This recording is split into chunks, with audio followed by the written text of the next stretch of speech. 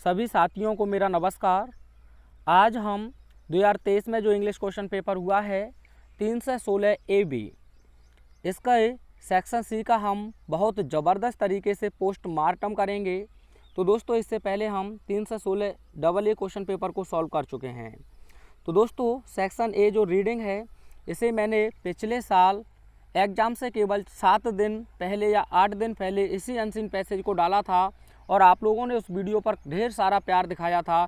As it as आपके question paper में देखने को मिला है। तो आप लोग हमारे साथ जुड़े रहें, आपकी प्रिपरेशन बहुत अच्छी होगी।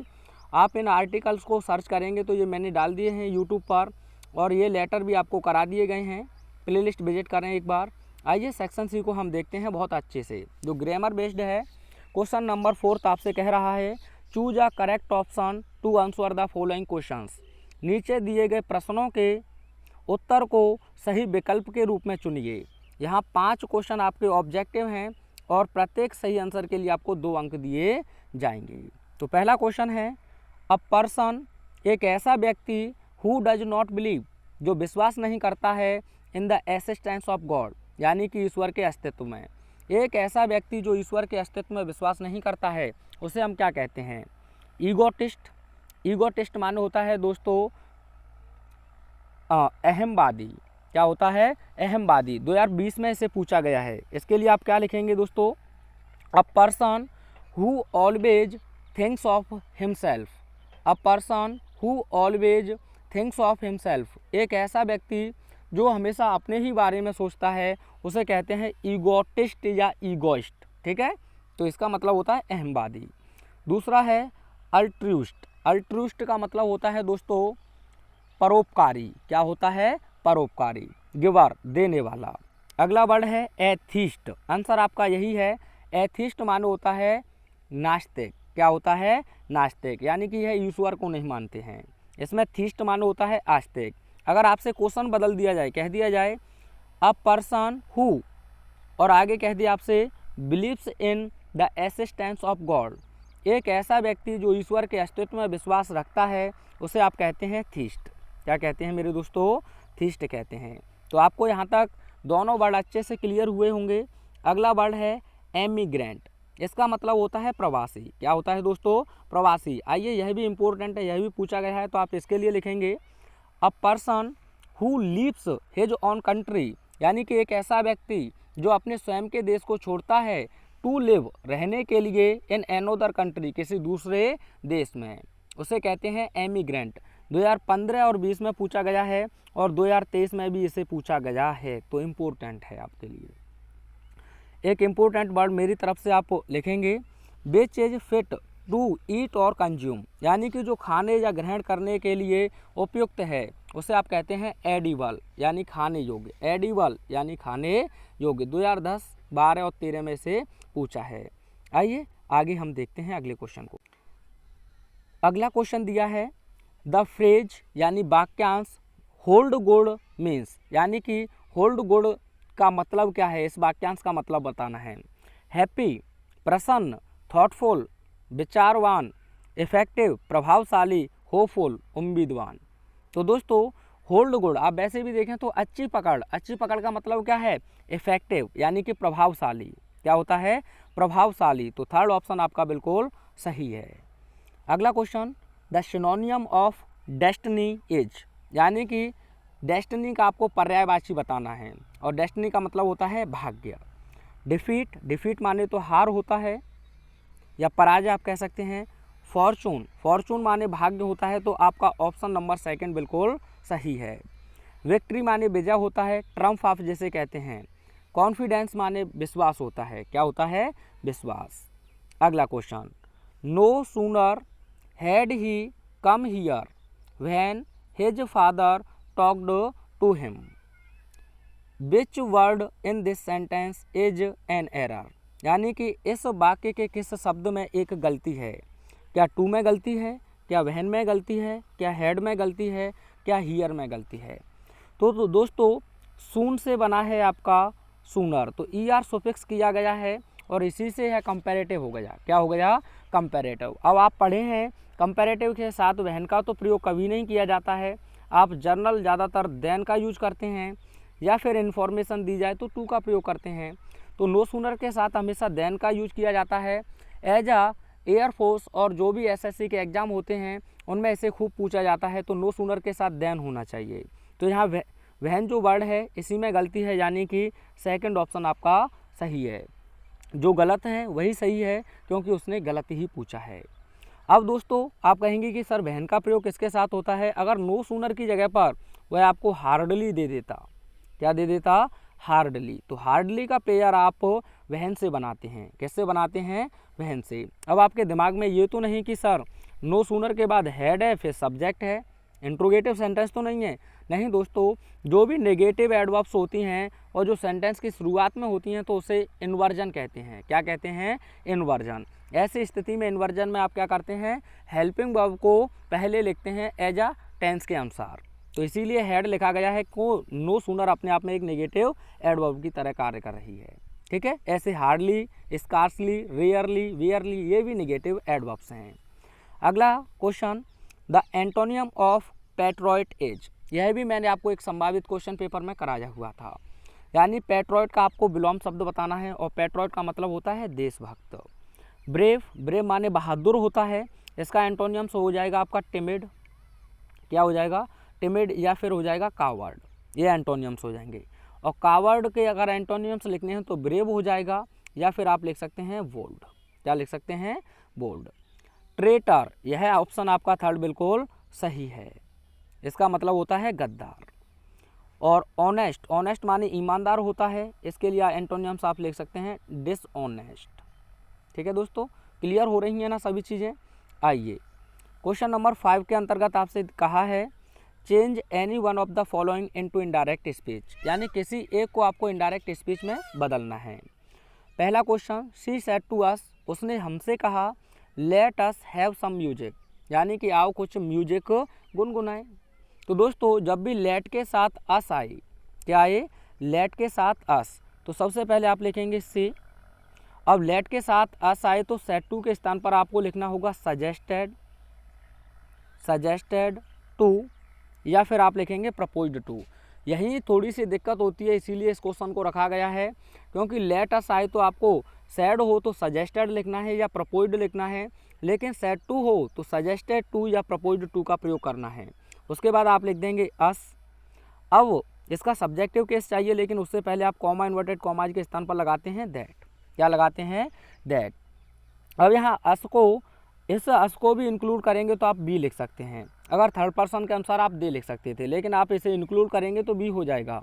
अब लेट अस को हटाने के लिए आपको शुड का प्रयोग करना होगा एज अ हेल्पिंग वर्ब, लेकिन मोडाल्स है। उसके बाद आप लिख देंगे have some music.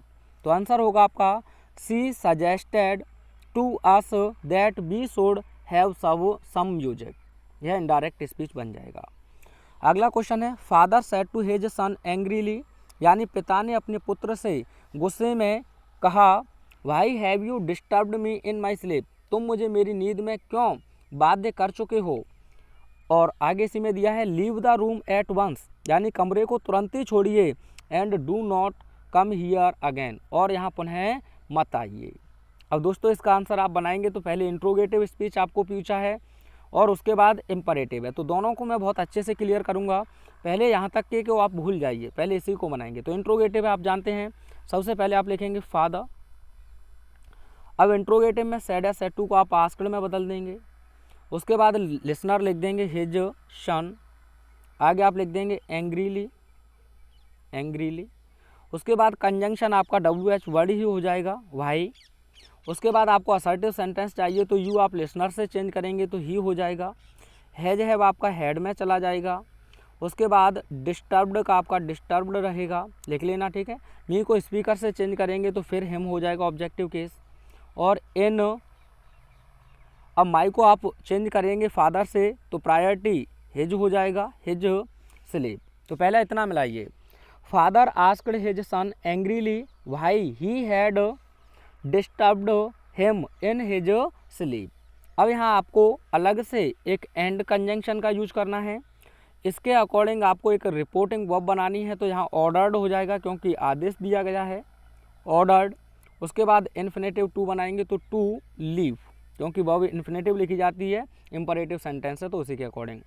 And order to, आप चाहें तो एंड ऑर्डर्ड हिम भी लिख सकते हैं, समस्या नहीं है। And ordered to leave the room at once, और एंड अब यहाँ से नॉट हट जाएगा, वो सॉरी डू हट जाएगा, and not to come there again, ठीक है। आगे आप लिखेंगे डू हट जाएगा, नॉट, उसके बाद एक बार फिर लगा देंगे आप टू, कम, हियर का हो जाएगा आपका देयर अगेन। तो यह आंसर होकर तैयार हो जाएगा आपका, ठीक है। आइए आगे कह रहा है combine any one of the following as directed, निर्देश के अनुसार किसी एक को जोड़िए। My mother keeps her ornaments in a safe, यानी कि मेरी माँ एक तिजोरी में अपने आभूषणों को रखती है। दिस इज द सेफ, और यह सुरक्षित है।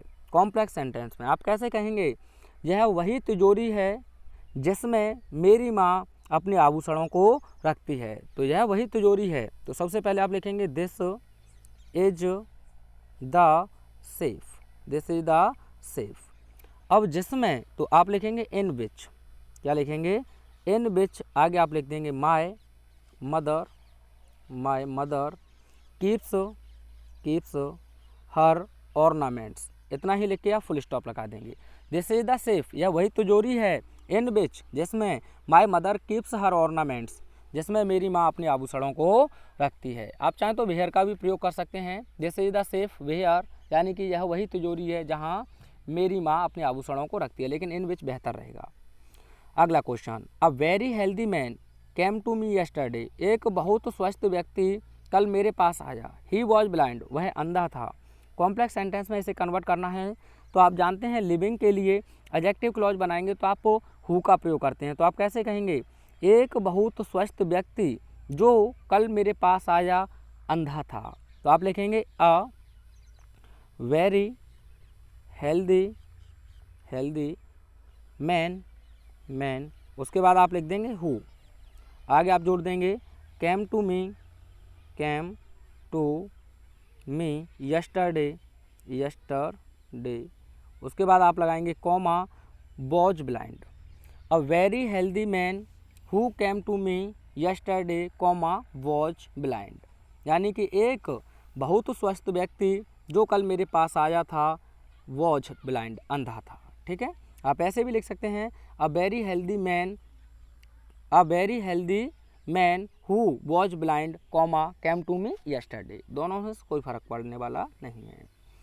आगे देखिए, transform any one of the following as directed, यानी किसी एक को नीचे दिए गए को ट्रांसफॉर्म यानी कि बदलिए। तो आपका पहला क्वेश्चन है ही वॉज अपॉइंटेड, उसे अपॉइंट किया गया एज साइंस टीचर, यानी कि विज्ञान के अध्यापक के रूप में बाय द प्रिंसिपल, यानी प्रधानाचार्य के द्वारा। एक्टिव वॉइस एयरफोर्स में बहुत पूछा जाता है, तो सबसे पहले एक्टिव वॉइस बनाएंगे तो आप लेके आएंगे द प्रिंसिपल। अब टेंस आपका पास्ट इंडेफिनिट का है तो आप यहाँ से हटा देंगे अपॉइंटेड, क्या लिख देंगे appointed as science teacher as the principal appointed him as a science teacher, ठीक है। एक बार ध्यान से फिर सुनिए, सबसे पहले आप लिखेंगे द प्रिंसिपल, क्या लिखेंगे मेरे दोस्तों द प्रिंसिपल, उसके बाद आप लिख देंगे appointed, the principal appointed him as a science teacher. यह एक्टिव वॉइस हो जाएगा क्योंकि यहाँ आपको सब्जेक्ट कॉम्प्लीमेंट के रूप में उसने लगा कर दिया है। अगला क्वेश्चन है she is too fat to run, इसे आपको नेगेटिव में बनाना है, चाहे आपको उससे नेगेटिव पूछे, चाहे आपसे कॉम्प्लेक्स पूछे, चाहे रिमूव टू के करवाए, ऐसे क्वेश्चन का एक ही आंसर होता है। सबसे पहले आप सी लिखेंगे, उसके बाद जो लिंकिंग वर्ब दिया है आप एज लिख देंगे, टू के स्थान पर आप लिख देंगे सो, उसके बाद जो एडजेक्टिव दिया है वह लिख देंगे फैट। तो सी इज सो फैट, वह इतनी मोटी है। उसके बाद आपको क्लॉज बनाना है तो आप लिखेंगे नाउन क्लॉज के रूप में दैट, उसके बाद सी ही प्रोनाउन है तो प्रोनाउन फॉर्म सब्जेक्टिव केस हो जाएगा सी। टेंस प्रेजेंट में है तो आप लिखेंगे कैन, उसके बाद टू नेगेटिव होता है तो आप लिख देंगे नॉट। आगे आपके पास बचा क्या दोस्तों रन, तो आंसर होगा she is so fat that she can not run, यानी कि वह इतनी मोटी है कि वह दौड़ नहीं सकती है। यही आपका रिमूव टू हो गया, यही नेगेटिव हो गया और यही दोस्तों आपका कॉम्प्लेक्स सेंटेंस भी बनके तैयार हो गया। आगे दिया है correct any one of the following sentences, यानी नीचे दिए गए वाक्यों में से किसी एक को सही कीजिए। पहला क्वेश्चन है ही ट्रीटेड मी, उसने मेरे साथ व्यवहार किया एज इफ, मानो आई वॉज अ किंग, मैं एक राजा था या राजा हूँ। दोस्तों जो इमेजिनरी सेंटेंस होते हैं और एज इफ हो गया आपका, एज इफ हो गया, आई विश हो गया, आई विश हो गया, या फिर एज दो हो गया, एज दो हो गया, इनके बाद आने वाले क्लॉज में आप सिंगुलर सब्जेक्ट हो या प्लूरल सभी के साथ वर का प्रयोग करते हैं। तो यहाँ वॉज नहीं बल्कि क्या होना चाहिए, वर होना चाहिए। ही ट्रीटेड मी, उसने मेरे साथ व्यवहार किया एज इफ, मानो आई वर अ किंग, कि मैं एक राजा था नहीं दोस्तों, ये कल्पना की गई है। क्या की गई है, कल्पना। इसे आप इमेजिनरी सेंटेंस कहते हैं। जैसे ही प्लेज क्रिकेट, यानी कि वह क्रिकेट ऐसे खेलता है, he plays cricket as if, मानो ही वर सचिन। तो दोस्तों वह सचिन है नहीं, लेकिन वह क्रिकेट ऐसे खेलता है मानो वह सचिन हो। तो यहाँ सिंगुलर सब्जेक्ट हो या प्लूरल सभी के साथ वर का प्रयोग करते हैं एज इफ के साथ। ठीक है। अगला क्वेश्चन है India is confident to beating Pakistan in cricket, यानी कि भारत क्रिकेट में पाकिस्तान को बीटिंग करने के लिए कॉन्फिडेंट, विश्वसनीय है। तो यह प्रपोजिशन से संबंधित है, कॉन्फिडेंट के साथ ऑफ का प्रयोग करते हैं, तो होना चाहिए India is confident of beating Pakistan in cricket. आगे आपको होमोफॉन्स दिए हैं। पहला है कैनवाज और canvass, carrier and career, most important है, मैंने खूब ढेर सारे क्वेश्चंस में इसे कराया है। और इस स्टोरी को आप यूट्यूब पे सर्च करेंगे, समय मनुष्य का सबसे बड़ा शत्रु है, आपको देखने को मिल जाएगी। आइए इन होमोफॉन्स को मैं दिखा देता हूँ आपको। तो देखिए ये तीनों इम्पोर्टेंट मैंने रखे हैं, इनमें से ये 2023 में आपको देखने को मिले हैं और ये दोनों 2022 में भी आए हुए हैं। तो देखिए कैनवाज, CANVAS, इसका मतलब होता है किरमिच या एक प्रकार का मोटा कपड़ा। तो आप कह सकते हैं these shoes are made of canvas, यानी कि ये जूते कैनवाज के बने हैं। और अगला होता है कैनवाज, CANVASS, इसका मतलब होता है वोट मांगना। He is canvassing for the Congress candidate, यानी कि वह कांग्रेस कैंडिडेट के लिए वोट मांग रहा है। तो दोस्तों पार्टी से हमारा कोई लेना देना नहीं है। अगला है कैरियर, CARRIER, इसका मतलब होता है माल ढोने वाला, मोस्ट इंपॉर्टेंट है, 2022 में भी 2-3 सेट में आया है। तो आप लिखेंगे we use a carrier in our bicycles to carry our luggage, हम लोग अपने सामान को ढोने के लिए अपनी साइकिल में कैरियर का प्रयोग करते हैं। और कैरियर माने होता है जीवन वृत्ति या पेशा। We should study deeply for a good career, हम लोगों को एक अच्छे जीवन वृत्ति या कैरियर के लिए गहनता से अध्ययन करना चाहिए। यह वर्ड भी आपके अच्छे हैं। कॉम्प्लीमेंट, इसका मतलब होता है पूरक, और कॉम्प्लीमेंट इसका मतलब होता है सम्मान। तो यह NDA में आया हुआ है आपका। तो this verb must take a complement after it, यानी कि यह क्रिया इसके बाद एक कॉम्प्लीमेंट पूरक अवश्य लेना चाहिए। और अगला है कॉम्प्लीमेंट, इसका मतलब होता है सम्मान, यहाँ ई है और यहाँ आई है। तो pay my best compliments to your father, यानी आपने अपने पिता के प्रति मेरे सबसे अच्छे सम्मान को पे अदा कीजिए। और ये दोनों आपके 2023 में पूछे गए हैं दोस्तों।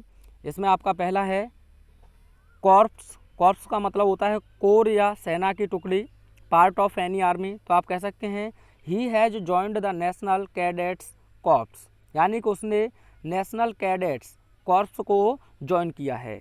और अगला होता है कॉर्प्स, कॉर्प्स माने होता है मानव शव। तो आप लिखेंगे द कॉर्प्स वॉज बर्न्ड, यानी कि जो मनुष्य का शरीर है उसे जला दिया गया। एक कमेंट के माध्यम से अवश्य बताएंगे आपको वीडियो कैसा लगा, और मिलता हूँ नेक्स्ट वीडियो के साथ। तब तक देखते रहिए Harish classes. Thanks for watching.